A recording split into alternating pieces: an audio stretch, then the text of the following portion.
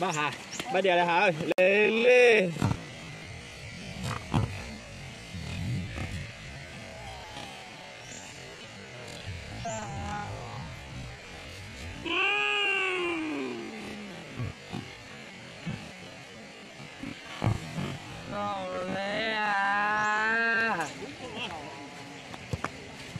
mới chỉ tao coi mày thâu tụi con mày chỉ bỏ lại là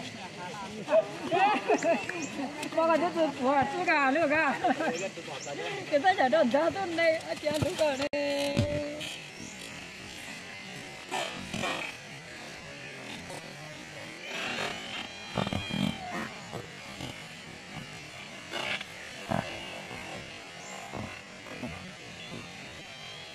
xuống đây.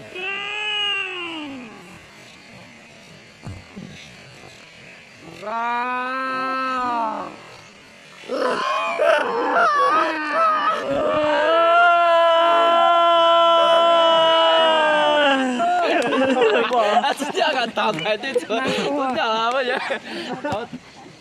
Lên, lên đây. Đấy. Tao có tao chỉ có hổ một tao cái à? Được rồi. Tiếp qua. Ôi giời này.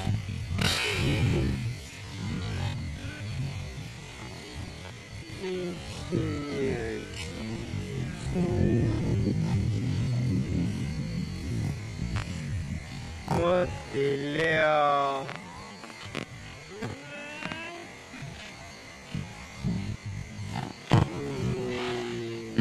Nè, vào tá. Mua gì lên bộ? 6 cái rồi. Vậy mua gì sao giảm tôi hả?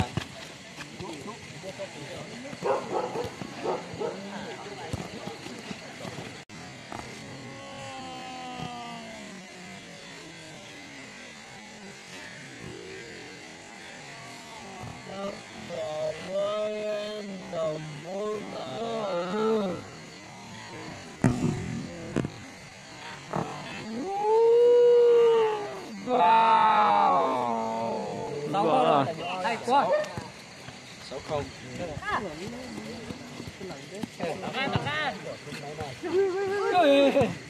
Vô đi. Bao nhiêu con đó bà? Bao nhiêu đây? Tặng tiền thắng này. Chịu đây. Chịu gì chứ? Ui giời. Bàn đèo này làm vào quả đấy.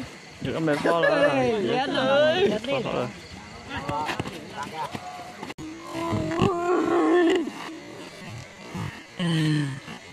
Nhanh làm vào quả đấy.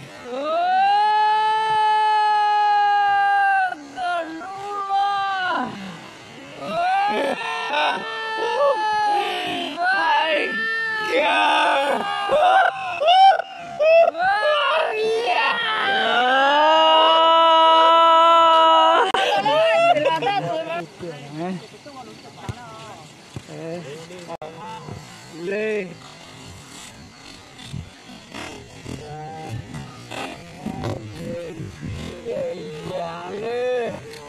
xuống là hào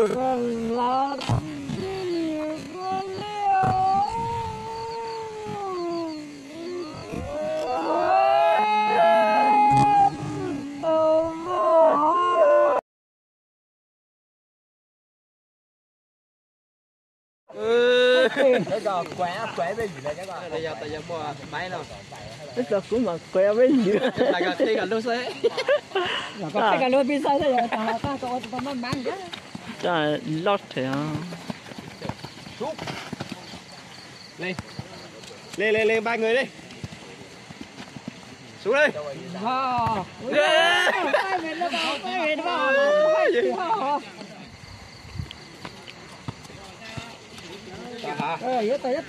tao là xuống là Hào ơi wow 60 á là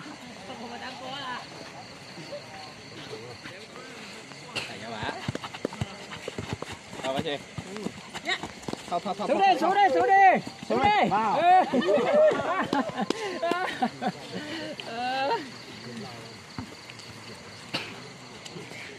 thôi không một ba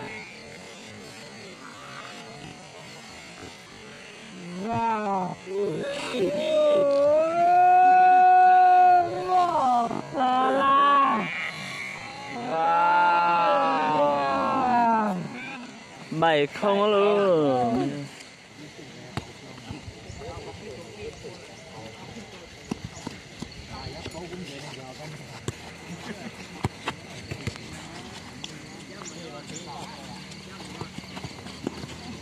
Lên hả? Lên hả? Tay lẹ. Bô.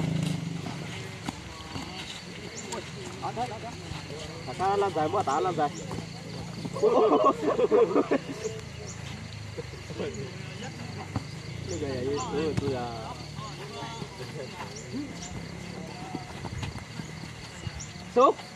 rồi.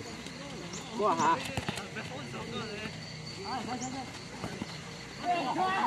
Xuống. không thấy mà nó có giá rồi này, giá có tông rồi.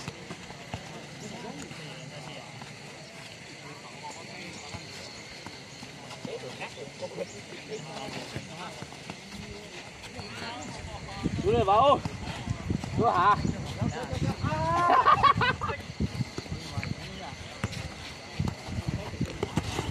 Hả, chào mơ. Thôi rồi. Mua, lúc ra xong không lại.